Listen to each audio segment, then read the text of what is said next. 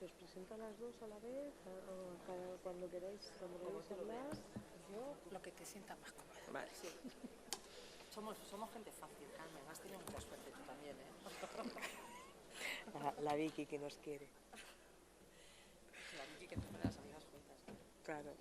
A ver. Pues nada, yo creo que ya, ¿no? No se ve nada. No. No sé si hay que darle algún botón o algo. Ya lo tienes. Ya está, ¿no?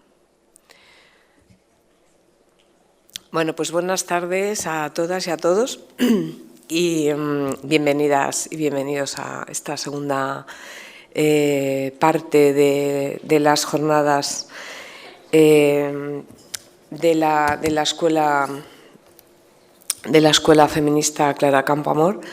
Bueno, yo soy Carmen Flores, soy presidenta de la Federación de Asociaciones de Madres Solteras.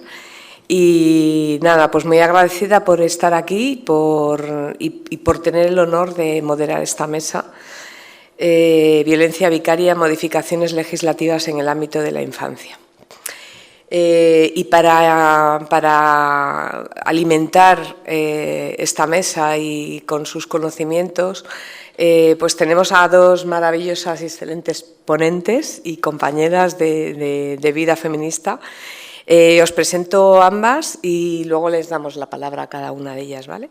Tenemos allí en el extremo a Marisa Soleto Dávila, que es directora de la Fundación Mujeres, que es una organización no gubernamental sin ánimo de lucro, desde la que se trabaja la puesta en marcha de proyectos de intervención en diferentes ámbitos de la participación social, política, económica y cultural, con el objetivo de lograr que la igualdad de oportunidades sea real y efectiva. Conocemos hace muchos años a la Fundación Mujeres, un gran referente en todos los ámbitos en los que trabaja y encantada, Marisa, de tenerte en esta mesa. Y yo creo que esta mesa, además, es algo muy importante a la hora de hablar sobre violencia, porque parece como que es una novedad y se le ha puesto el título de violencia vicaria, pero llevamos años reivindicando el efecto que tiene la violencia en los menores, ¿no? Y de todo eso, pues, bueno, nos va a ilustrar Marisa. Y no menos importante, Yolanda Bernárdez Morales, que es presidenta de la Asociación de Psicología y Psicoterapia Feminista. Ella es licenciada en Psicología por la Universidad Complutense y especializada en la psicoterapia orientada al focusing y la perspectiva de género. También, pues, una gran trayectoria en atender a víctimas de violencia y todo el entorno. Y bueno, pues darte la bienvenida, es un honor estar en esta mesa y poder escucharos, ¿no? Voy a intentar tomar todas las notas posibles para no perderme nada. Marisa, cuando quieras. Muchas gracias, Carmen.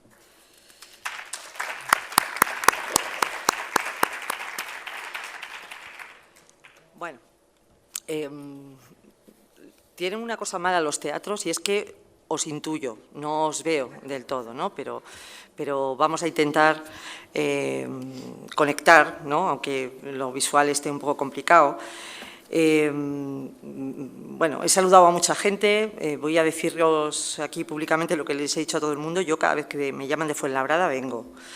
Y vengo porque creo que hay que seguir agradeciendo mucho que se conserven estos espacios de debate feminista, ¿no? La Escuela Clara Campoamor, en esta 8ª edición ya, pues para muchas de nosotras y para quienes hemos tenido la suerte de participar, pues es un espacio donde venir a reflexionar sobre cosas que a lo mejor no podemos decir tampoco en otros ámbitos, ¿no? Es decir, hay una parte muy importante de nuestro trabajo, del trabajo de todas las que estamos en esta mesa, ¿no? Que consiste en intentar explicar muchas cosas y muchas veces cuestiones que tienen que ver con la violencia contra las mujeres, con las políticas de igualdad y demás, pero no siempre hay espacios, digamos, que te permitan explorar un poco más a fondo los argumentos, ¿no? y poder ser un poquito más activista, un poquito más incorrecta, y eso es lo que tiene de bueno una escuela de pensamiento feminista, ¿no? que permite hacer alguna avanzadilla en ese sentido. Así que, por lo tanto, a todo el Ayuntamiento de Fuenlabrada, particularmente a nuestro concejal que está aquí, ¿no?, y que va a estar aquí toda la ponencia, Raúl, que te lo agradezco particularmente, y también a las amigas que tengo en la concejalía, muchísimas gracias. He de decir además que el honor en este caso es doble, no solamente por el espacio, sino también por las compañeras de mesa, ¿no? Es decir, que creo que tanto para mí sentarme al lado de Carmen, sentarme al lado de Yolanda, que son compañeras de activismo y compañeras que están trabajando como desde Fundación Mujeres en cuestiones que tienen que ver con lo realmente importante de la reivindicación de los derechos de las mujeres, pues para mí es un honor. Vais a aprender muchísimo con Yolanda. Quiero deciros además que la Asociación de Psicología y Psicoterapia Feminista probablemente es una de las opciones recientes, porque es una asociación joven, pero que está haciendo un trabajo enormemente interesante y muy sugerente. Es decir, que se aprende mucho haciéndole seguimiento a la asociación que preside Yolanda y vamos, estoy convencida de que yo también voy a tomar muchas notas, como dice Carmen. Y, por supuesto, es un honor estar con Carmen tanto tiempo. Es decir, tanto tiempo, tantas cosas, ¿no? ¿Qué vamos a contar?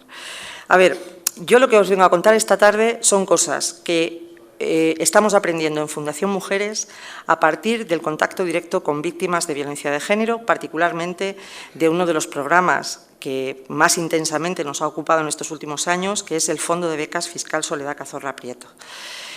Pero no voy a contaros lo que hacemos en Fundación Mujeres ni lo que hace el Fondo de Becas. Para eso vais a la web y tenéis toda la información que tenéis ahí. Lo que vengo a contaros es lo que hemos aprendido y a raíz de esos aprendizajes, qué cuestiones son relevantes en relación con las cuestiones que tienen que ver con eso, ¿no?, con la mejora de la legislación, con el activismo feminista, con qué tipo de propuestas podemos hacer en este momento desde el feminismo para abordar problemas que nos siguen asaltando diariamente, ¿no?, y con una crudeza, ¿no?, comentábamos justo antes de subir. Claro, es que cada vez que conocemos el asesinato de un niño o una niña víctima de violencia de género y demás, pues si a nosotras nos cuesta reponernos, imaginaros a mujeres que están siendo víctimas en este momento, incluso a los propios niños y niñas, ¿no? ¿Cómo se les cuenta? ¿Qué es lo que hay, ¿no? En cualquier caso, lo que tenemos que decir es que la violencia de género sigue siendo ese crimen horrendo que nos acompaña y que tiene diferentes formulaciones en la que los niños y las niñas, hijos e hijas de las víctimas de violencia de género, tienen que estar en una situación central. Y os digo esto porque creo que, básicamente, esto que os vengo a contar de lo que hemos aprendido, creo que siguen existiendo profundas dudas en lo que son las respuestas institucionales respecto del tratamiento que tienen que recibir los niños y las niñas que se encuentran en contextos de violencia de género. Y siguen existiendo profundas dudas a pesar de los avances legislativos, que también os comentaré, ¿no? Así que yo, para intentar explicar qué es lo que nos pasa con la violencia vicaria, incluso algunos de los debates y los conflictos que han surgido en torno a ese concepto de violencia vicaria, incluso en el marco de algunas de las legislaciones que se han aprobado recientemente, como es la Ley de Protección a la Infancia y la Adolescencia frente a la violencia, creo que lo primero que hay que hacer y que hay que desbrozar es estar muy segura y reafirmar mucho esta cuestión de que los niños y las niñas, hijos e hijas de las víctimas de violencia de género, son víctimas directas de la violencia de género. Y que ese ser víctima directa de la violencia de género no es solamente una formulación abstracta, sino que genera daños concretos en los perfiles individuales de los niños y las niñas, que seguramente Yolanda os va a contar mucho mejor que yo, pero que creo que habría tres aspectos que son innegables de todo punto y lugar. La violencia, los niños y niñas que están expuestos a la violencia de género tienen una afectación significativa a lo que es su desarrollo personal, emocional, educativo. Yo creo que eso es innegable. En segundo lugar, los niños y las niñas se convierten en el marco de los contextos de violencia de género en un elemento de chantaje de los agresores y son utilizados por ellos sin ningún tipo de pudor en la mayor parte de las ocasiones. Y en tercer lugar, hemos de entender que estar expuesto, ser menor expuesto a la violencia de género, un niño o una niña, es un riesgo cierto contra la seguridad, la salud y la vida. Es decir, no en vano, de tanto en cuanto, se produce un asesinato de un menor, el último de ellos hace apenas unas semanas, en Sueca, ¿no? Creo que desde que tenemos computado, desde el 2013, son 40 y tantos los niños y niñas que han sido asesinados y que, por lo tanto, no podemos obviar que existe un riesgo específico en ese terreno, ¿no? Un riesgo criminal, que debería ser suficientemente bien valorado en el marco de lo que tiene que ver con lo que nos dice la legislación que debemos procurar para los menores, que es una protección especial, ese concepto jurídico del interés superior del menor. Estas tres cosas bastarían para eliminar cualquier tipo de duda sobre cuál es el nivel de protección que tiene que tener un niño o una niña que está en un contexto de violencia de género, que está viviendo en una casa donde hay una persona que es violenta.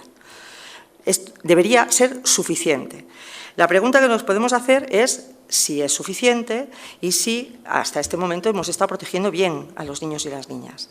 Y yo lo que os puedo decir de estas reflexiones que hacemos en relación con cómo ha avanzado la legislación, ¿no? y también las prácticas sociales, es que, en primer lugar, el reconocimiento de los menores como víctimas directas de la violencia de género tardó muchísimo en llegar. De hecho, no es hasta el año 2015 cuando se modifica el artículo 1 de la Ley Integral contra la Violencia de Género, esa ley que sentimos tan nuestra, ¿no? Y es ahí cuando se incorpora por primera vez ese reconocimiento de víctima directa. También he de deciros que era un reconocimiento un poco de pega, porque en ningún momento el ser víctima directa ha representado un refuerzo de la protección penal en muchísimas ocasiones. Incluso después del reconocimiento veíamos cómo las recomendaciones de protección que estaban presentes en la Ley Integral contra la Violencia de Género desde el minuto 1 no se aplicaban por parte de la justicia.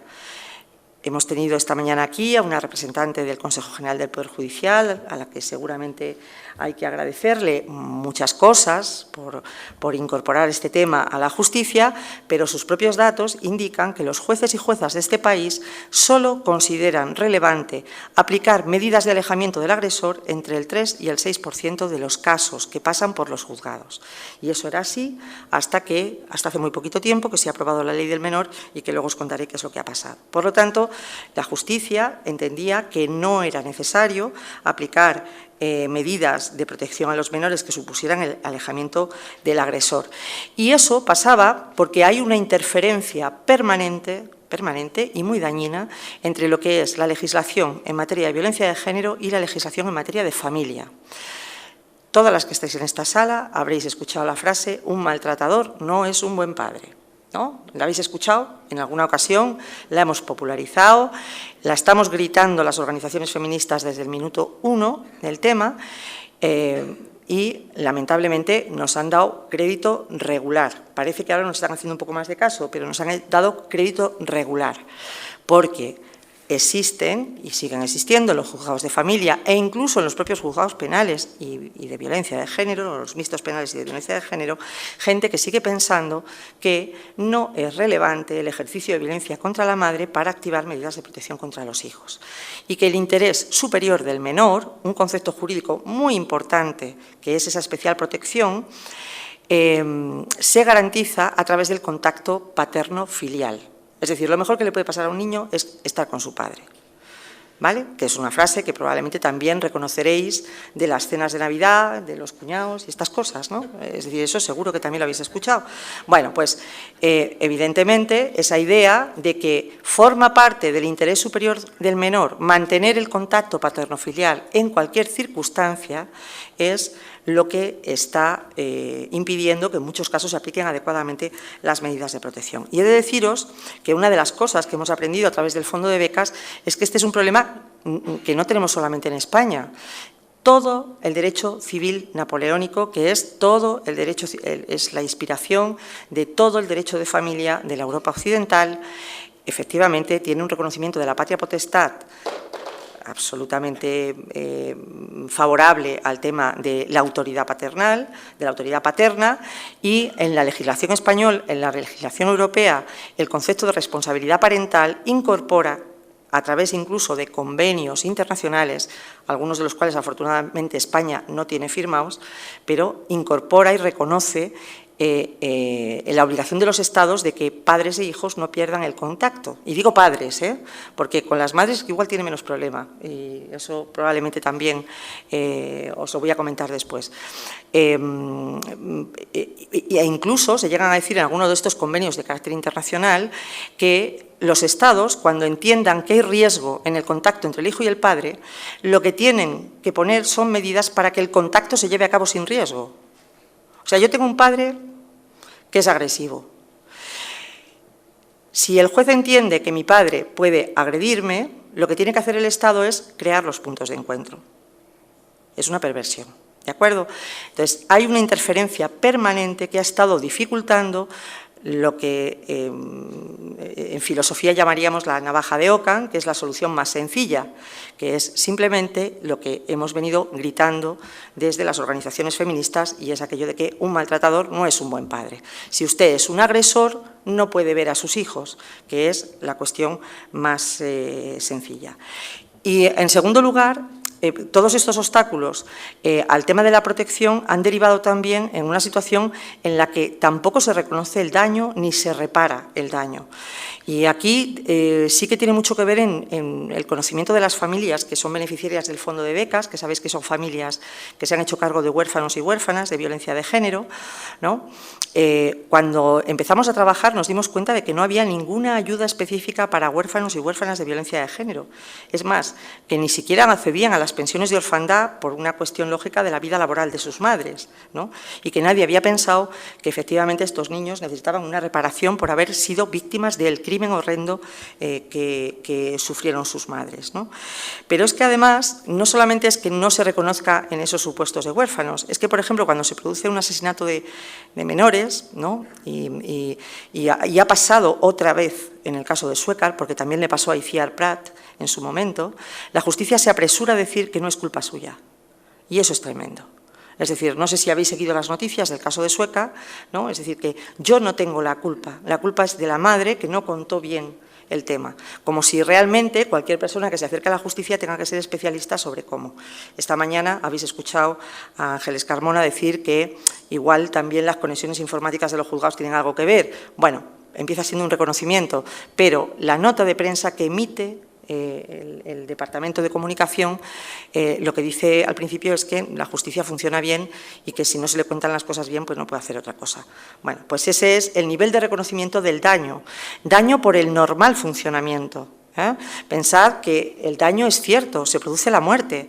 Es decir, reconocer eso como daño, independientemente de que yo haya hecho todo lo posible, no debería evitar el hecho de que haya personas que tengan que recibir una indemnización. Y os pongo un ejemplo muy sencillo. Si a vosotras se os cae una maceta de vuestro balcón, aunque no la hayáis empujado, tenéis que indemnizar a quien haya producido el daño. Bueno, pues sin embargo, en España, casos como el de Ángela González Carreño no se han indemnizado hasta que no ha habido, bueno, un itinerario judicial de más de 15 años, ¿no? Para el tema. De tal manera que es que no se reconoce el daño y, como consecuencia, no se indemniza, no se repara. Y otra cosa que hemos aprendido con el Fondo de Becas es que el daño que no se repara permanece. Es decir, así de claro. Es decir, el daño que no se repara, aquel daño que no se reconoce, que no se indemniza y que no se ayuda a las víctimas a recuperarse, pues permanece en la sociedad. En este contexto tenemos una novedad legislativa que puede ser muy importante desde el punto de vista de lo que es la protección de los menores, ¿vale? Que es la nueva Ley Orgánica de Protección Integral a la Infancia y la Adolescencia frente a la violencia. Voy a dar 3 apuntes muy breves porque en realidad sabemos lo que dice el texto de la ley, pero vamos a tardar tiempo en ver cuáles son los efectos en el funcionamiento de los juzgados, ¿vale? Sí que quiero deciros que a mí me sorprendió mucho que la incorporación del concepto de violencia de género como uno de los contextos en los que había que proteger a los menores está en esta ley gracias a la presión de las organizaciones feministas. Y quiero citar no solamente a la Asociación de Yolanda, que me va a pegar como la sigue echando flores, sino también a otras compañeras como la Asociación de Mujeres Juristas Temis, que han hecho un esfuerzo enorme porque la intención inicial era no incorporar. O sea, si los menores ya son víctimas de la Ley de Violencia de Género, ya aquí nos ocupamos de las otras violencias, ¿no? Como si las violencias fueran esa cosa fragmentable, ¿no? que aparece de colores, bueno, no sé, de una manera muy rara. Finalmente, gracias a la presión, tiene medidas concretas en torno a la violencia de género que son buenas y muy interesantes. Por ejemplo, recoge de una manera mucho más certera, ¿no?, lo que son las limitaciones a la patria potestad en los casos de violencia de género, modifica el artículo 158 del Código Civil. Esto significa que los jueces tienen mayor presión y tienen menores requisitos para aplicar medidas de alejamiento del agresor en casi todos los casos y a partir de la denuncia, ¿no? Entonces, bueno, vamos a ver qué da de sí esto. La Fiscalía Especialista contra la Violencia de Género, que sabéis que tenemos ahora una fiscalía maravillosa que se llama Teresa Peramato, la responsable de la Fiscalía que en su momento fue de Soledad Cazorla, bueno, pues ha hecho una primera prospección y parece que se está aplicando en bastantes casos. Se refuerza el derecho de escucha de los niños y las niñas, y esto está fenomenal, ¿vale? El problema es que se refuerza el derecho de escucha, no el derecho a hacerles caso. Y esto también es enormemente importante, porque todos los juzgados tienen que garantizar que tengan la edad que tengan los niños y las niñas, se les tiene que escuchar, pero no se han digamos, incrementado demasiado las garantías que tiene que dar un juzgado para decir que no solamente les he escuchado, sino que además he tenido en cuenta lo que me están diciendo, ¿no? Y de hecho, porque gran parte de los problemas es que en este momento decimos que a las mujeres no se las cree, y si a las mujeres no se las cree, a los niños y las niñas tampoco. Y menos, efectivamente, como dice Yolanda. Es verdad que la ley incorpora una tercera cuestión que a mí me parece muy importante, que es la desautorización del SAP, ¿vale? Digo desautorización del SAP y no prohibición del SAP, como dijeron en su momento, porque el SAP no está prohibido en esta ley, que lo sepáis. Es decir, que yo, además, de vez en cuando conviene dejar de leer la prensa y leerse el BOE. Ya sé que es muy aburrido, pero conviene de vez en cuando leérselo. Entonces, pero sí que es verdad que el SAP aparece como desautorizado, ¿vale? De tal manera que no se podrá utilizar como elemento, por ejemplo, para no dar por verdadera la opinión de un menor, aunque, como os digo, no está cubierta. Como os he comentado, tenemos una Fiscalía estupenda que le está haciendo algún seguimiento. Parece ser que efectivamente se están empezando a aplicar en mayor medida las retiradas de visitas.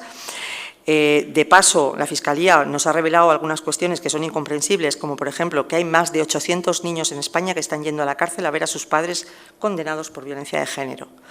800. Que, bueno, no quiero decir más, están yendo a la cárcel a ver a sus padres, maltratadores de sus madres, ¿vale? Ese es el contexto de protección. Claro, cuando hablamos en este contexto de violencia vicaria, y teniendo en cuenta que, como os he contado, no siempre parece que existe la suficiente conexión entre las organizaciones de defensa de los derechos de la infancia y las organizaciones feministas, que parece a veces que competimos por qué vale más, ¿no? Entonces, hay una cierta desconfianza con el término que viene de las organizaciones de protección de la infancia, porque dicen que llamarlo violencia vicaria es ocultar un poco qué es violencia contra los hijos, ¿no? Y a lo mejor deberíamos explicarlo mejor, ¿no? El tema, o podríamos explicarlo mucho mejor si realmente no existiera esa resistencia a entender que los niños y las niñas son víctimas de violencia de género en la misma medida que sus madres, ¿no? Y una cuestión muy importante a la hora de enfocar el tema de violencia vicaria es que hemos de entender que no se protege a las mujeres adecuadamente si no se protege a sus hijos, y no se protege adecuadamente a los niños y las niñas si no se protege a sus madres.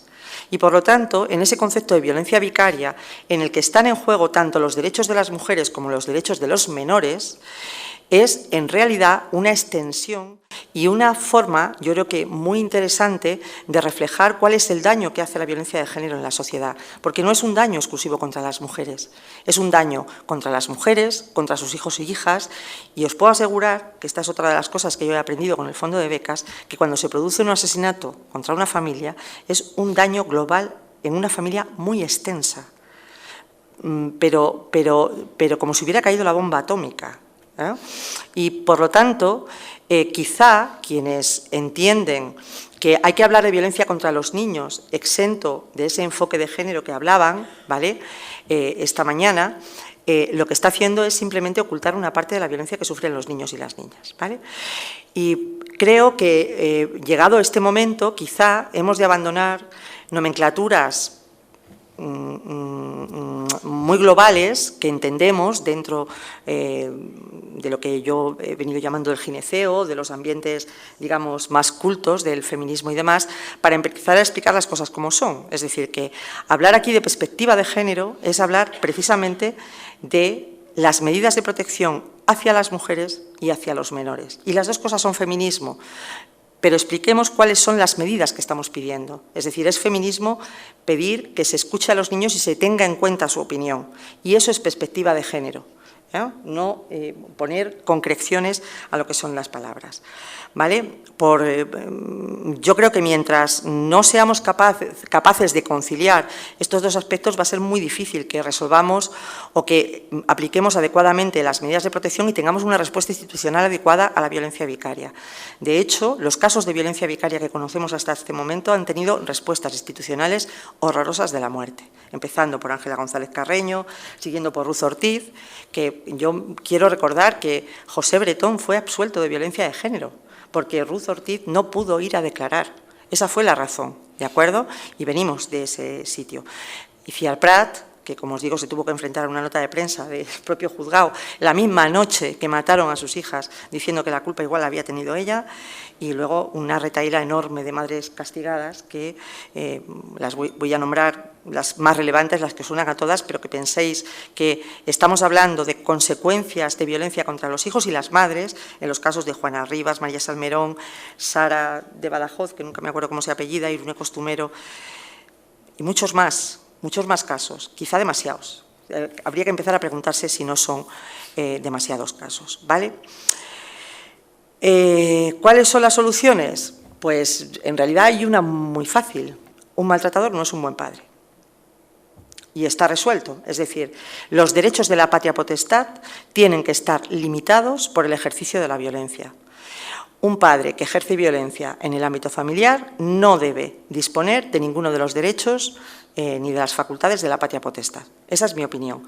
Y además, desde Fundación Mujeres estamos trabajando para incorporar esta cuestión no solamente en la legislación española de protección a la infancia y demás, sino también, y estamos en un momento muy adecuado para ello, a nivel europeo, porque sabéis que se está trabajando en una directiva europea en la que necesariamente habrá que trabajar también en ese contexto global europeo de responsabilidad parental para poner las limitaciones ahí, porque ahora mismo no existe mención al tema del ejercicio de violencia de género dentro de la familia como elemento de limitación de la responsabilidad parental. Bueno, en realidad, detrás de esa frase de un maltratador no es un buen padre, lo que debería haber, ¿no? Siguiendo un poco la secuencia de lo que os he contado, pues son más medidas de protección aplicadas de una mejor manera, pedirle a la justicia que deje de creer que no tiene incidencia el ejercicio de violencia de género dentro de lo que es el tema de la atribución de custodias o que no tiene que ver con el interés superior del menor, exigir acreditaciones del interés superior del menor mejores dentro de las medidas de protección que se digan, y desde luego tiene que haber más medidas de reparación del daño. Es decir, que duele decirlo a veces, ¿no? Yo recuerdo, os cuento una anécdota y con esto termino, yo recuerdo cuando empezamos a hablar en el Observatorio Estatal de la Violencia de Género del caso de Ángela González Carreño, después de que viniera la resolución de Naciones Unidas y que condenaba, ¿no? Porque ya sabemos cómo son a España a indemnizar a Ángela González Carreño, pues alguien dijo, no, si la vamos a indemnizar, vamos a hacerle un homenaje, vamos a ponerle su nombre o el nombre de su hija a un centro de tal, ¿no? Y bueno, pues me vais a perdonar, pero eso no es una indemnización. Cuidado con los conceptos de reparación simbólica, ¿no? que pueden estar muy bien y que son una herramienta poderosa probablemente de sensibilización, pero cuando se le indemniza a una persona, se le indemniza en los términos que tenemos reconocidos de reparación del daño. Quiero decir con esto que sí, que es dinero. Y que no debemos tener miedo y debemos desechar, por ejemplo, de nuestro pensamiento el hecho de que la vida de un hijo no tiene precio, porque no la tiene. La vida de un hijo no tendrá nunca precio, pero la reparación del daño causado, si no se mide en dinero, no se repara. Y eso es una cuestión que debemos de entender todas y que os voy a pedir el favor de que en la próxima cena de Navidades, cuando un cuñado diga esto, le digáis, vale, pero hay que indemnizar con dinero porque el daño que no se repara permanece y la única manera de repararlo es esa cuestión, ¿vale? Vamos a seguir trabajando en esto. Yo os invito a que, si estáis interesadas en este tipo de temas, visitéis la página web de Fundación Mujeres y del Fondo de Becas. Y bueno, pues a vuestra disposición y a escuchar a Yolanda, que seguro que cuenta cosas muy interesantes también.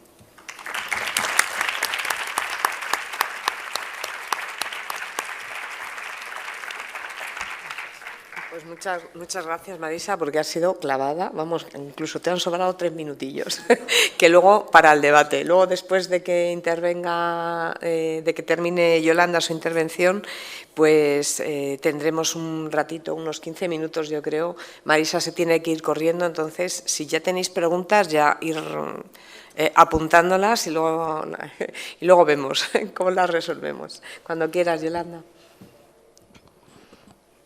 Bueno, pues buenas tardes a todas las personas que os habéis acercado hasta aquí.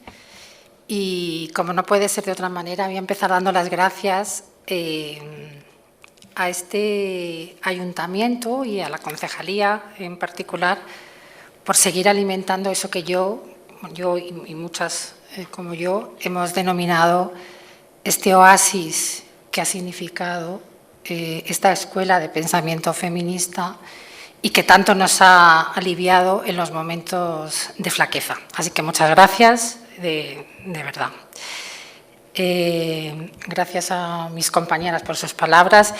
Quiero decir que la asociación a la que represento, que es de reciente creación, luego si acaso comentaré un poco qué es lo que nos llevó a constituirla, se siente muy honrada de haber sido arropada desde el principio por la Fundación Mujeres que Marisa representa, también por la Asociación de Mujeres Juristas Temis y otras compañeras. Entonces vaya por delante nuestro agradecimiento, que no es que nos estemos haciendo la pelota, sino que estamos haciendo un ejercicio de sororidad real, ¿vale?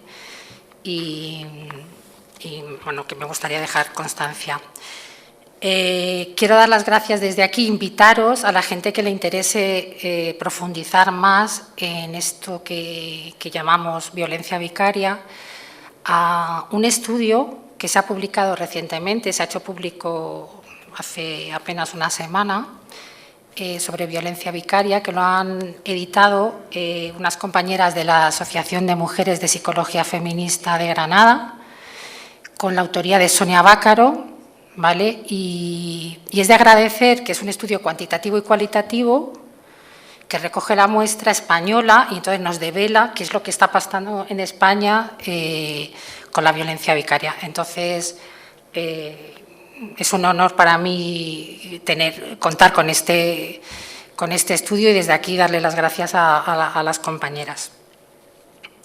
Y por cierto, aprovecho ya que he nombrado a la autora Sonia Bácaro, es una colega, psicóloga clínica y forense, que es la persona que acuñó el concepto de violencia vicaria en 2012. ¿Vale? Se lo debemos a ella, entonces vaya por delante también el reconocimiento a las maestras, ¿no?, que han ido nombrando, porque ya sabemos que todo aquello que no se nombra, las feministas sabemos que no existe. Y un tercer agradecimiento, ¿a quién? Me gustaría agradecer a todas aquellas mujeres víctimas de violencia de género que han tenido la generosidad de contarnos, de narrar, de destripar sus vivencias en este recorrido tan terrible, y más aún en los casos de quizá la violencia más extrema, que viene de la mano de cuando les han arrebatado a sus propios hijos e hijas. Entonces, de alguna forma simbólica, me gustaría pensar que están por aquí y, a pesar de la dificultad de poner nombre a lo que nos acontece por dentro, cuando vivimos acontecimientos tan terribles, numerosas mujeres víctimas han tenido la generosidad de transmitírnoslo para que hoy podamos ir dilucidando qué pasa, ¿no?, en estas sociedades cuando se atraviesan vivencias de semejante gravedad. Entonces, vaya por ellas, están aquí hoy de alguna forma con nosotras. Por si se me olvida, comentaros que el mes que viene en Mérida va a haber un congreso los días 21 y 22 de mayo, monográfico, sobre violencia vicaria y violencia institucional, por si hay personas aquí o cuando queráis profundizar más.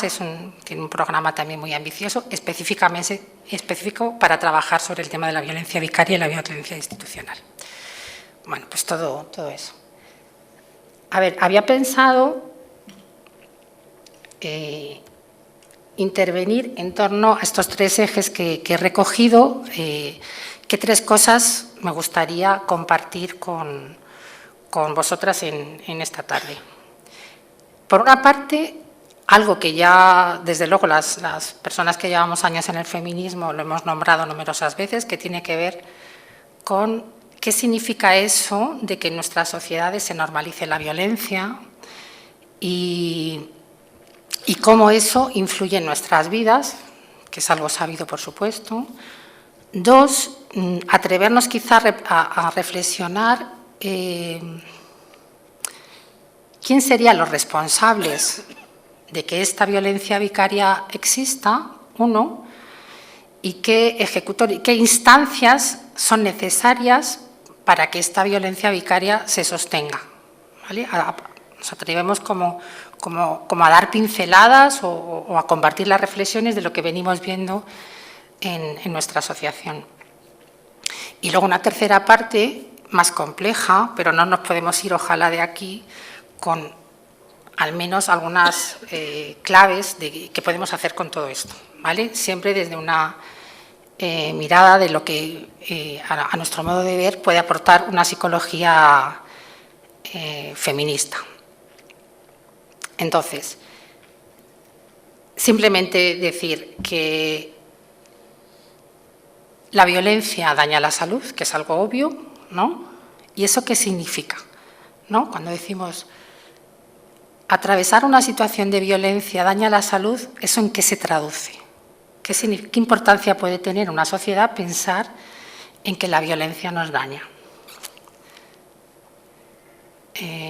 Dos, la violencia física, queremos decir las psicólogas, al menos desde la psicología feminista, es decir, una psicología basada en una epistemología feminista, que la violencia física también daña psicológicamente, ¿vale? Esa diferenciación en departamentos estanco de que hay o violencia física o violencia psicológica, nos parece que no es rigurosa, porque la violencia física produce daños psicológicos, ¿okay? Queremos decir, por tanto, que eso que cuando se habla de violencia psicológica es como si la violencia psicológica estuviese, no sé cómo os imagináis, como fuese un ente, como algo abstracto, ¿no? Nos gusta decir a las feministas que la salud mental también está en los cuerpos. Entonces, hay fórmulas de registrar, de demostrar cómo existe violencia psicológica cuando está siendo víctima, en este caso que nos acontece, de violencia de género, violencia vicaria. Y luego me gustaría compartir una tercera reflexión que, bueno, me he obligado, digamos, de alguna manera a traer esta reflexión pensando en que las mujeres víctimas de violencia vicaria están por aquí, ¿vale? Que tiene que ver con un conocimiento demostrado y conocido por todas las personas que trabajamos en el ámbito de la psicología de la salud, desde luego con perspectiva de género, pero no solo, ¿vale? Un concepto que para nosotros y nosotras sería un axioma, no sé, como en términos jurídicos sería, no sé, conocer la Constitución, no sé cómo explicarlo, ¿no? Pues en el ámbito psicológico sabemos, los que nos dedicamos al ámbito de la salud, que cuando una persona ha de vivir una vivencia traumática, como puede ser ser violentada por violencia de género, física o psicológica, ya he dicho. Cuando una persona atraviesa una violencia traumática, hay un mecanismo psíquico que se da en el ser humano que sirve, que nos ayuda, que favorece el que tú puedas atravesar ese trauma, ¿vale? Uno de los mecanismos que utilizamos se llama disociación, ¿vale? ¿Qué quiere decir eso? ¿Por qué os traigo esto? Porque quizá tener constancia de que cuando estás siendo violentada, hay grados, por supuesto, podemos hablar de microtraumas o de macrotraumas, o sea, podremos hablar de diferentes niveles, of course. Poder tener constancia de que un mecanismo que vas a desarrollar internamente para poder atravesar ese daño es disociarte, ojalá que los operadores jurídicos lo vayan incorporando, ¿no? Vayan argumentando, vayan sabiendo, ¿no?, que en numerosas ocasiones los relatos de personas víctimas de violencia pueden ser inconsistentes, en un primer momento, luego no, porque ha habido un mecanismo mientras atraviesas el daño de separarte, digamos, de disociarte de ti misma, de ti mismo, ¿no?, para poder atravesar el dolor que te está generando, ¿vale? Digo esto que para nosotras sería como algo básico, porque si hubiese habido esta información, este axioma, digamos, de cómo funciona el aparato psíquico al enfrentarte a situaciones traumáticas, sería impensable una sentencia como la manada, ¿no? Por ejemplo, sería imposible pensar que una persona que no te estás disociando para poder atravesar el dolor. Bueno, esa porque fue paradigmática como tantas otras, ¿ok? Entonces, la disociación es un mecanismo saludable para poder transitar el dolor. Y ojalá que las mujeres víctimas de violencia vicaria, si están aquí, lo están escuchando, les ayude, porque en consulta vemos que conocer cómo funcionamos, qué es lo que nos acontece cuando estamos atravesando ese dolor, al menos alivia a estas personas a lidiar con lo que están viviendo, ¿vale? Ese es uno de los temas que queríamos compartir. En la que hacía referencia a la violencia simbólica, que ya en esta escuela se ha hablado de ello. Entonces, por ejemplo, decir que la disociación entonces sería una respuesta adaptativa frente al trauma que permitiría al individuo sobrevivir a aquel trauma, protege de dolor y conocimiento insoportables y preserva un sentido de seguridad y control. Es, por tanto, un legado biológico por el que el organismo responde cuando se siente abrumado y que le permite separarse de la experiencia del trauma. Bueno, en torno a esto existen numerosas teorías, así más recientemente, en las últimas décadas, está, por si a alguien le interesase, la teoría polivagal de Porges, que explica cómo funciona todo esto organísmicamente y que, insisto, me gusta compartirlo con vosotros y vosotras, porque es un elemento que no es que cure, pero al menos alivia el padecimiento de las víctimas de violencia de género cuando le explicas por qué le acontece lo que les acontece. Quería decir en este momento, tras explicar este concepto de disociación, pensar en una sociedad como la nuestra, en la que llegan a ocurrir cosas tan horribles como la violencia vicaria, leyendo el programa, por ejemplo, de estas 8ª jornadas, de Clara Campoamor, quería invitaros a intentar conectar que para llegar a este extremo, es decir, que haya padres o parejas o exparejas que maltraten a los hijos e hijas de estas mujeres violentadas, porque sería el caso extremo de la violencia vicaria, tiene que ver con todo lo que podemos ver en el resto de las mesas.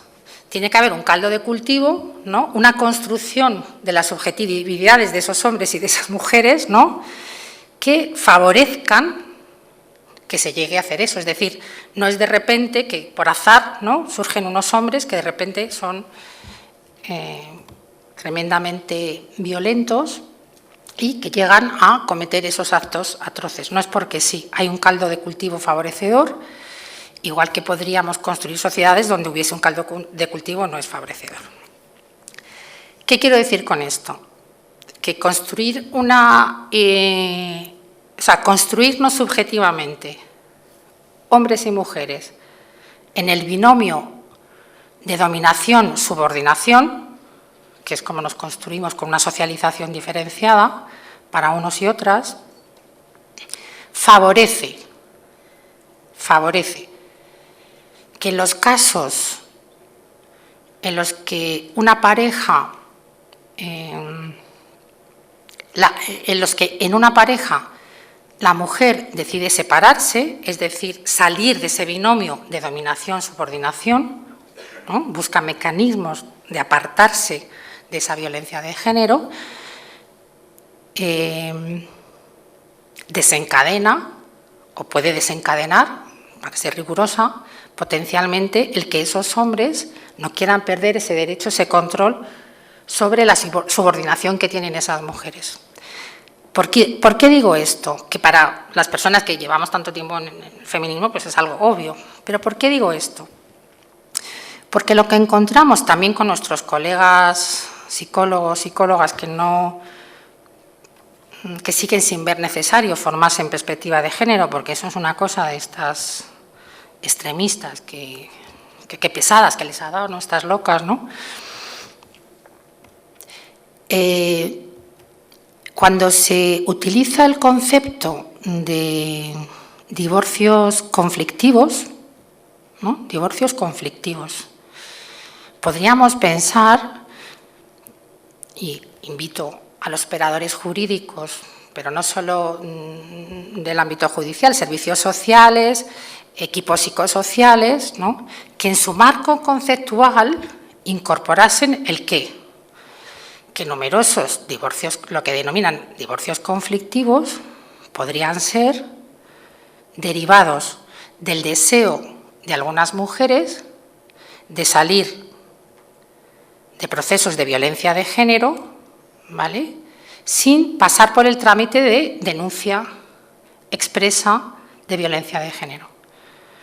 Invito a los operadores a que incorporen esta variable, porque la forma de salir es numerosas veces, creo que era un 79% en la última encuesta publicada por la Delegación de Gobierno de Violencia de Género, ¿no? Un 79% de mujeres decide no denunciar a su maltratador y opta, ¿no?, por buscar un divorcio. Entonces, estaría bien que si es un porcentaje tan elevado, las personas que se dedican a trabajar en los divorcios que tildan de conflictivos, ¿no?, introdujesen como una variable el descartar, hacer un descarte o no, una valoración de si hay violencia de género, esté denunciado o no. ¿Ok? Entonces, ¿qué es lo que yo desde nuestra asociación querríamos incorporar y que nos cuesta, nos está costando tanto, aprovecho para decirlo, con nuestros colegas y con nuestros representantes? A ver.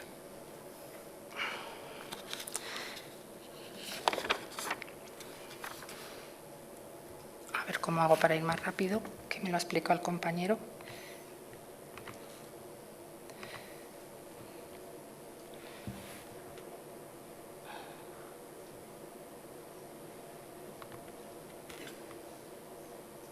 Perdón. ¿Qué es lo que queremos?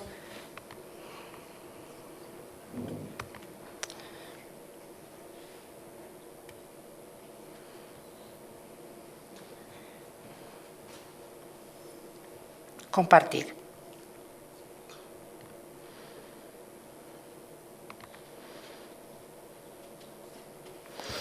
A ver, que era el segundo eje que os quería comentar, de los tres que había nombrado.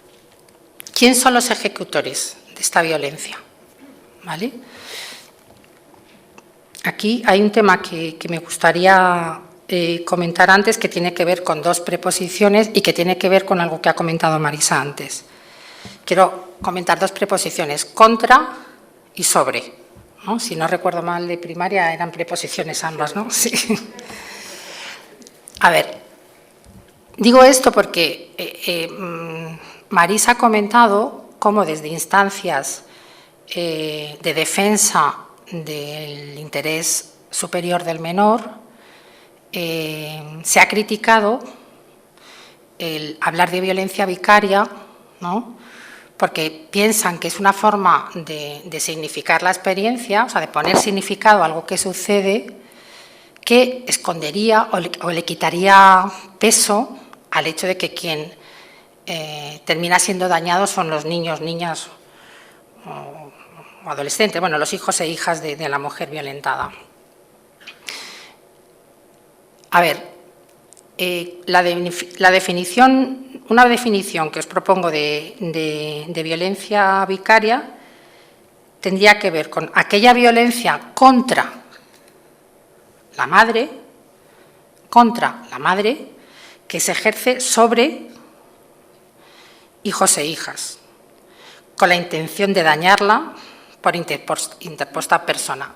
Es decir, hay una sustitución de una persona por otra. Es decir, en esta definición lo que nosotras queremos, por supuesto, defender y dejar constancia no es que el asesinato de un hijo o hija nuestro valga menos que nuestro propio asesinato, ¿no? Sería absurdo, sino que ponemos el énfasis en el objetivo de esa violencia, ¿vale? Es diferente, sería diferente hablar de infanticidio, ¿no? Si se cometen actos, ¿no? de asesinato hacia hijos e hijas o niños y menores con el objetivo de dañarlos a ellos o a ellas, ¿no? Digo esto que Marisa ha sido muy elegante, llevamos muchos años, pero porque es un problema de largo alcance, al menos en el ámbito de la psicología, esto que nos cuentan siempre, que es como si las y los profesionales que estamos defendiendo los derechos de las mujeres lo hiciésemos a costa de los derechos de los niños y las niñas. Esto es una cosa de largo recorrido, ¿no?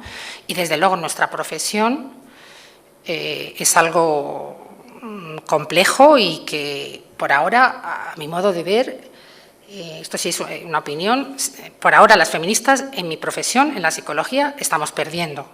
Es decir, que quienes publican, quienes nos representan en entidades públicas o privadas a nivel nacional o internacional, siguen con ese otro discurso, siguen publicando más, tienen mayor reconocimiento académico, político y de todo tipo, ¿vale? Entonces, vaya por delante algo que para nosotros es obvio. No vale más la muerte de una mujer, el asesinato de una mujer que el asesinato de un niño o una niña.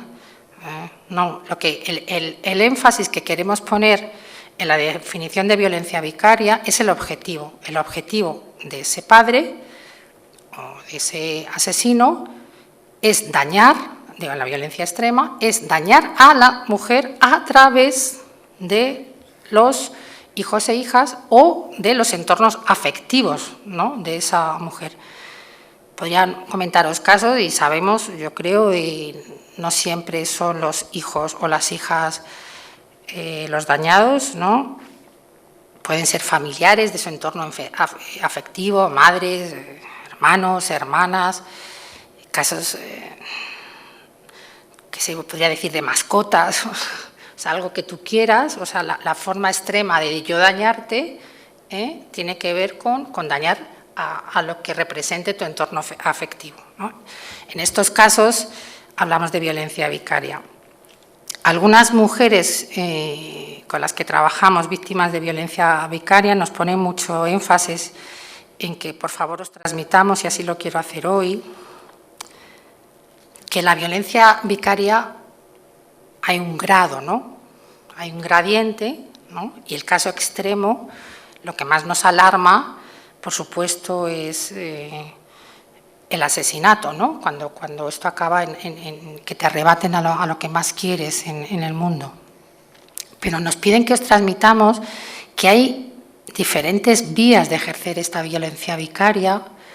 Por ejemplo, sería interesante hacer como un escalón de violencias, pero, por ejemplo, numerosas mujeres en nuestro país actualmente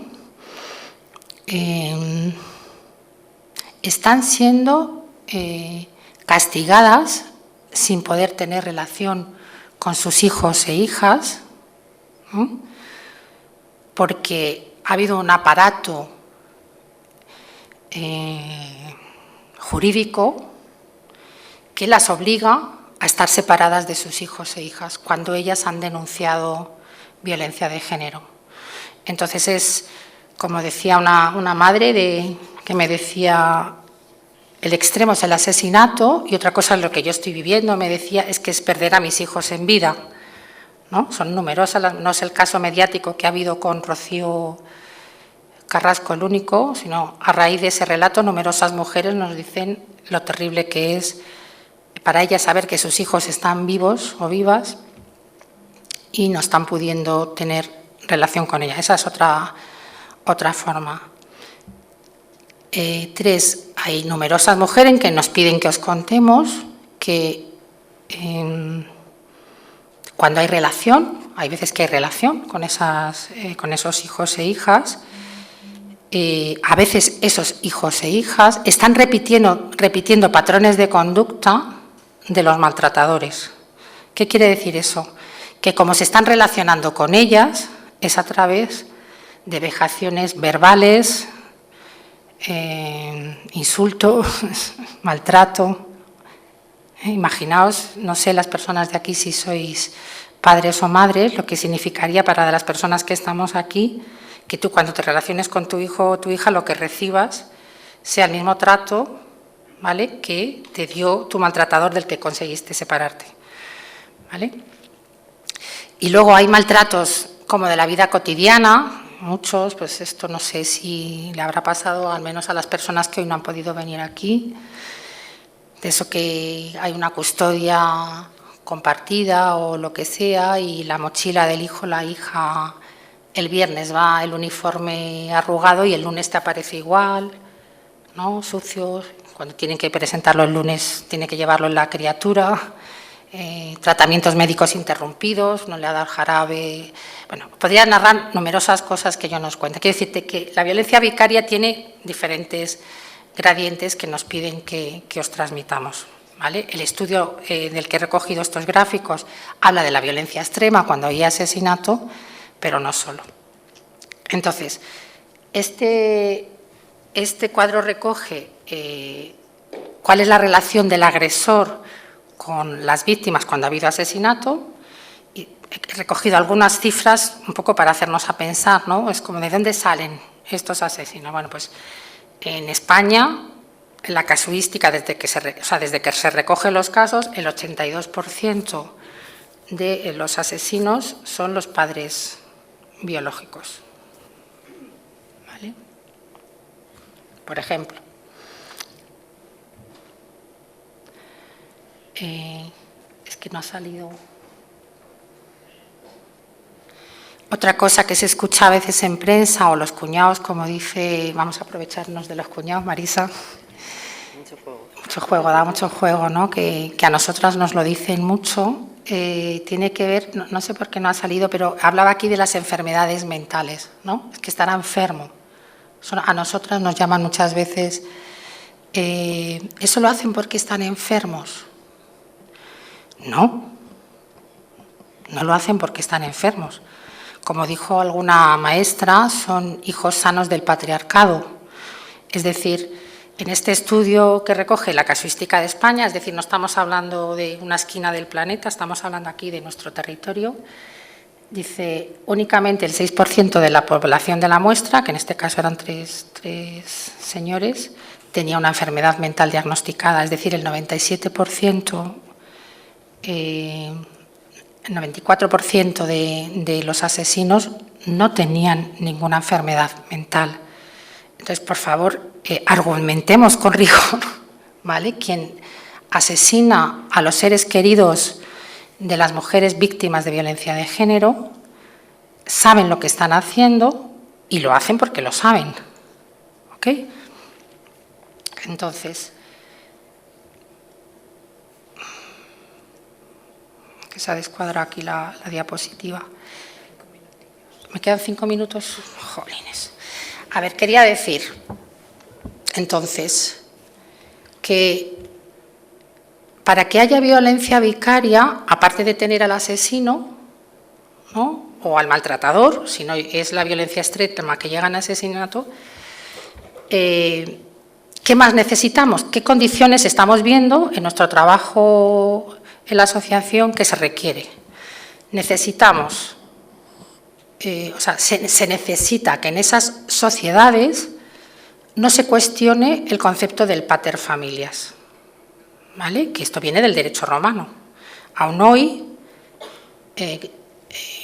bueno, Marisa ha puesto el ejemplo, no lo voy a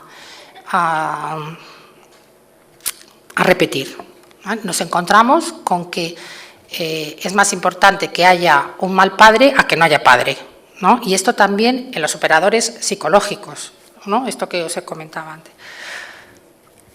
Tiene que darse una concepción patriarcal de la familia. ¿Qué quiere decir eso? Tenemos numerosas investigaciones y además en una esquina de nuestra península ibérica tenemos una producción fuerte que nos cuenta, no sé cómo hacen para publicar a 4 manos, la importancia de revincular al papá maltratador con los niños y niñas por el bien superior del menor. Si queréis más información os puedo dar datos. Ellos y ellas dicen, por ejemplo, una cosa que es así como que te rompe así un poco la cabeza, que tiene que ver con que cuando hay un divorcio o una separación, lo que se rompe es la pareja, no se rompe la familia.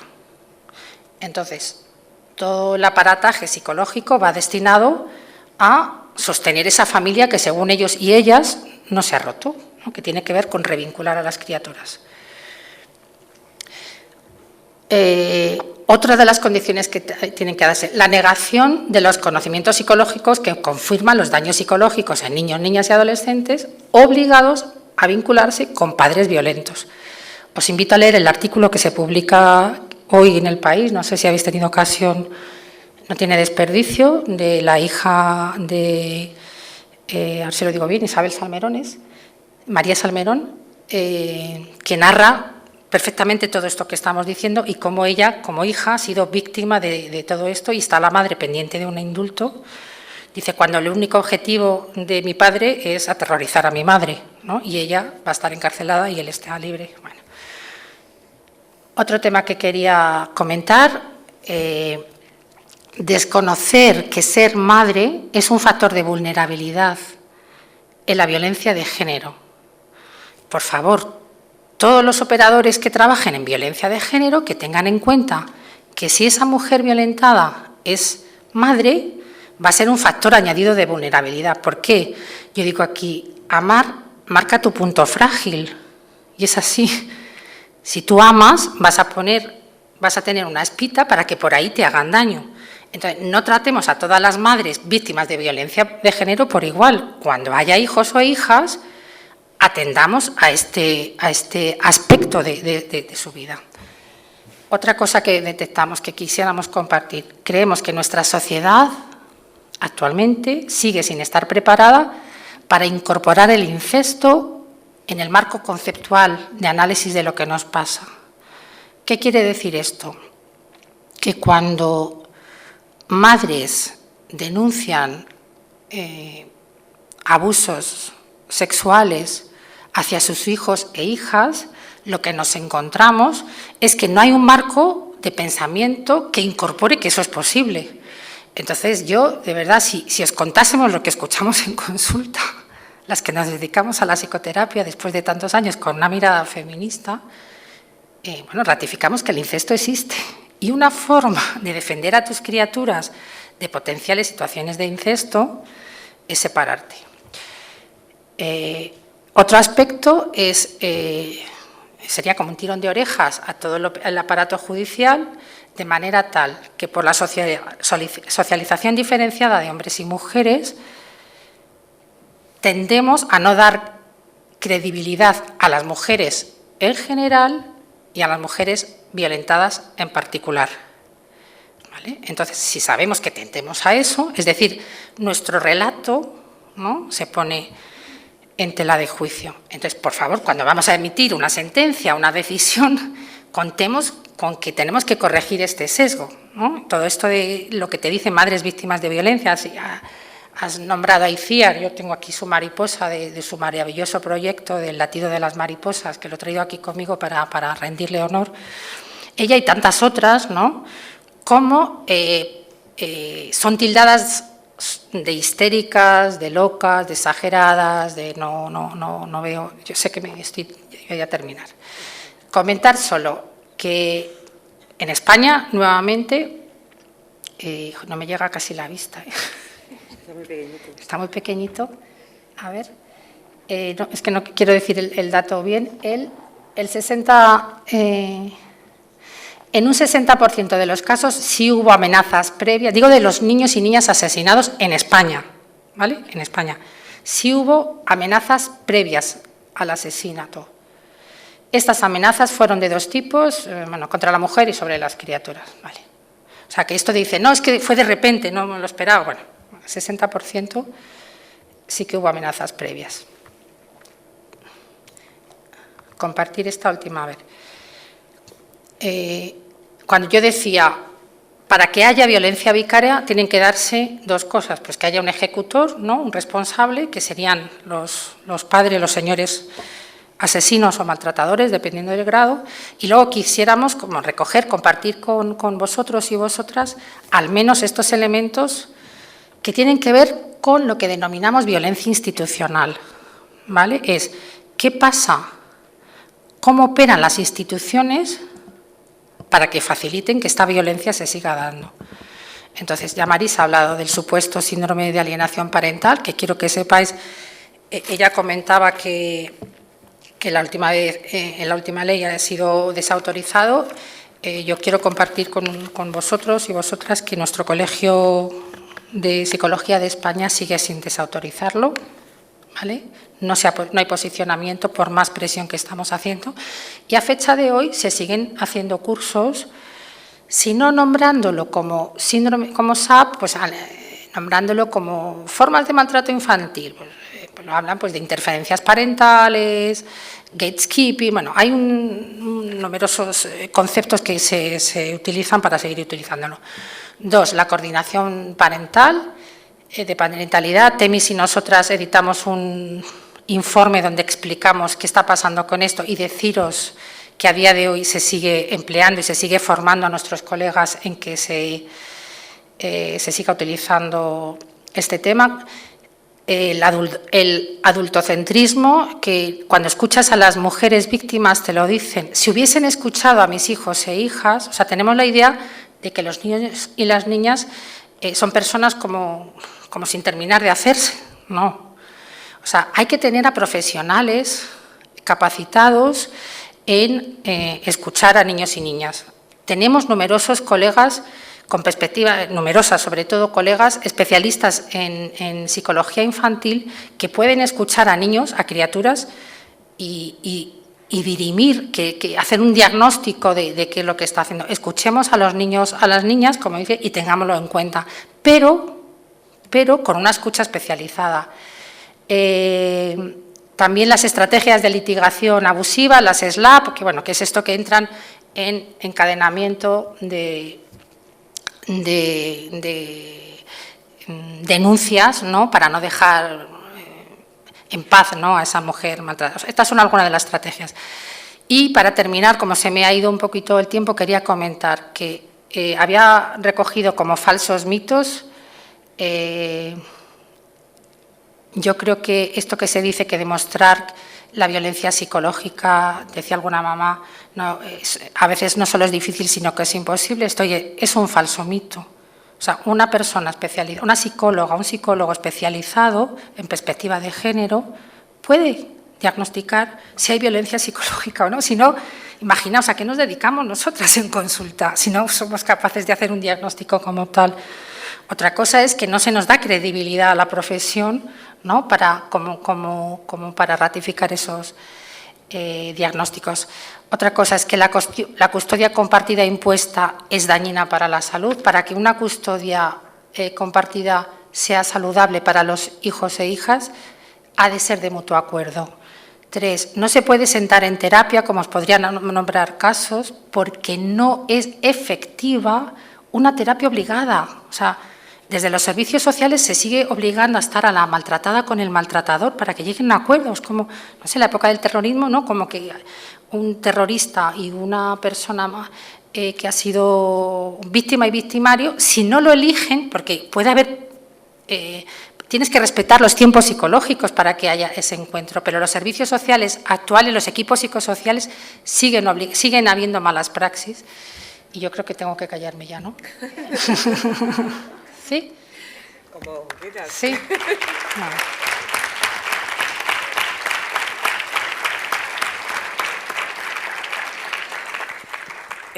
Yo creo que es que ha sido tan interesante y tan clarificador el mapa que nos has puesto encima de la mesa que bueno, yo creo que si hay alguna pregunta para que puedas seguir profundizando en alguna de las cuestiones que ha planteado, pues abrimos un turno de debate. Ya tenemos ahí a alguien.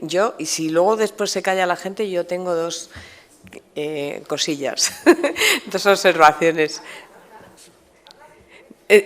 Sí, bueno, no, pregunta tú. Por aquí adelante. Hola, buenas tardes. Soy Sonia Lamas Millán. Gracias, Marisa, gracias, Yolanda, gracias, Carmen. Estoy muy cogida emocionalmente. Yo soy psicóloga feminista, lo que pasa es que llevo 2 años retirada del circuito de la atención con mujeres y no me importa estar sobrecogida porque creo que estamos en un muy mal momento para las mujeres, en un muy mal momento para las profesionales y en un muy mal momento para las organizaciones, entidades especializadas. No hay financiación para que las entidades especializadas puedan seguir atendiendo con calidad a las mujeres. No nos podamos seguir formando las profesionales a través de entidades expertas y creo que eso daña al final a las mujeres. Por un lado el negacionismo, por otro lado las políticas que no creen en la igualdad y por lo tanto los ayuntamientos están asfixiados, sus programas de igualdad tienen que perder calidad al final porque no hay la financiación suficiente. Y cuando las mujeres que están en una situación de violencia y encuentran el camino para salir de esa situación de subordinación que tú decías, Yolanda, no tienen dinero para pagarse los recursos privados. Es muy complicado para las mujeres. Sé que estoy haciendo una exposición muy pesimista, pero las mujeres además hacen ese añadido sobreesfuerzo y sus familias para poder ser atendidas en el momento que lo necesitan. No estoy criticando que las entidades tengan listas de espera, porque es que las tienen que tener a la fuerza, porque no están dotadas presupuestariamente. Y luego, cuando las profesionales nos vamos a ratificar en nuestros informes a los juzgados, ya no son solo los operadores jurídicos. Es que se permite a la parte de la defensa defenestrar todo lo que la mujer presente con sus testimoniales o con los informes o con los peritajes. Y cuando además las mujeres, yo mis últimos años ha sido violencia sexual, ¿no? Pero cuando han sido atendidas en esos informes o el peritaje del médico forense o la médica forense, no tienen perspectiva de género. Y esos que pueden ser los informes que no se tengan en cuenta de parte, no tienen una profundización suficiente como para que, si invalidan nuestras testificales, las mujeres puedan tener la demostración científica o que avale que eso ha sucedido o que esas son sus secuelas, ¿no? Entonces, estoy muy emocionada por escucharos, porque además se va a difundir, y creo que luego tenemos que difundir el resto, toda la jornada, los 2 días de Clara Campoamor, pero vuestros posicionamientos para que también se tome nota desde fuera. y que nuestros colegios profesionales, en particular los de psicología, el nacional y los territoriales, tomen nota del daño que se está haciendo a las mujeres sin una buena atención, y no solo a las mujeres. Yo he tenido la suerte de conocer a familias del Fondo de Becas Soledad Cazorla, gracias a la generosidad de Fundación Mujeres. Es imprescindible que les escuchemos, imprescindible. Bienvenidos todos los avances del BOE, bienvenidos, pero nos queda mucho más, porque la orfandad no solo es en la minoría de edad, es que los 18, los 19, los 20, el proyecto vital de esos hijos e hijas en orfandad no se les puede cortar si ya son mayores de 18 años. Nada más, gracias.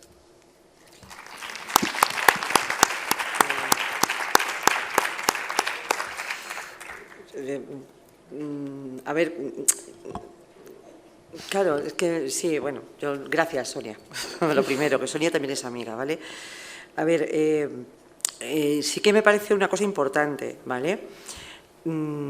Es verdad que ha habido una extensión del servicio público de atención a las mujeres muy importante en este país, y eso se lo debemos a la Ley Integral, al Pacto de Estado, a los recursos. Efectivamente, hemos tenido la mala suerte, y digo mala suerte por llamarle cualquier cosa, ¿no? Porque no creo que haya sido solo mala suerte, de que determinado tipo de teorías que ha mencionado Yolanda se hayan infiltrado de una manera muy potente en algunos servicios, ¿no? Es decir, que no vamos a dar nombres aquí porque como se va a publicar esto no queremos que vayáis a vernos a la cárcel, que igual ustedes tendrían más problemas que los hijos de los maltratadores en irnos a ver seguramente, pero efectivamente no ha sido raro encontrar algunas de estas teorías de reconstrucciones y constelaciones familiares integradas dentro de los propios servicios psicosociales de los propios juzgados, ¿no? Y no es raro, efectivamente, escuchar a mujeres e incluso, aunque no deberíamos, leer algún informe psicosocial en el que profesionales argumentan, por ejemplo, una escucha activa a menores que está dirigida exclusivamente a demostrar que mienten, por ejemplo, ¿no? Entonces, eso es a ver, cuando hablamos de la... volvemos un poco al tema de los conceptos y demás. ¿Eso es violencia institucional? Sí, pero fundamentalmente además es una malísima praxis profesional, ¿no? Y además es una vulneración de los derechos de tutela jurídica de los menores, ¿no? Es decir, que llamemos las cosas por su nombre también, ¿no? Efectivamente, el patriarcado hace que la respuesta institucional acoja los problemas de las mujeres con mayor nivel de credibilidad, pero eso se traduce, o sea, tiene nombre y apellido respecto de lo que tiene que ver con la vulneración de derechos de ciudadanía de los niños, que también ha dicho, y las niñas, que ha dicho una cosa muy importante Yolanda, los niños y las niñas no son personas incompletas, son personas titulares de derechos, protegidos, pero titulares, a fin de cuentas, ¿no? Y sin embargo no se les trata como tales en la justicia en este momento, ¿no? Entonces, bueno, pues que sepáis que sepáis todas que para esto también sirve el activismo, que están organizados, que son potentes y que están dispuestos a pelear por lo que creen, de tal manera que le cambiarán 50.000 veces el nombre, evidentemente, ¿no? a lo que sea para seguir, y que además incluso podemos llegar a decir que hay gente que económicamente encuentra rentable también esa posición. Es decir, que los conflictos familiares no en vano pues serán probablemente la fuente de ingreso de un montón de profesionales en el ámbito de la psicología, la educación, la justicia, etcétera, etcétera, ¿no? Por lo tanto, hay que ser muy precisas en esta cuestión, ¿no? Y probablemente pues las organizaciones estamos en ello, pero también hay que ser muy activista en la opinión pública, lo que viene siendo no pasarle ni una al cuñado, ya que hemos pillado la referencia, ¿no? Entonces, tenéis que ser todas activistas de esto, ¿no? Y luchar activamente contra los estereotipos que permiten que esta gente pues siga diciendo, pues eso, lo que decía Yolanda, ¿no? Es mejor un mal padre que un no padre, ¿no? Bueno, pues sobre ese tipo de estereotipos se construye en gran medida la desprotección de los niños y las niñas, ¿no? Y muchas gracias por lo del Fondo de Becas, Sonia, a vuestra disposición. Tenéis información, incluso tenemos vídeos de las jornadas en las que han participado las familias en la web del Fondo de Becas si queréis consultar algunas cuestiones. Gracias, Sonia. Pues nada, yo es que como ya son 1:30, pues ya tenemos que cerrar.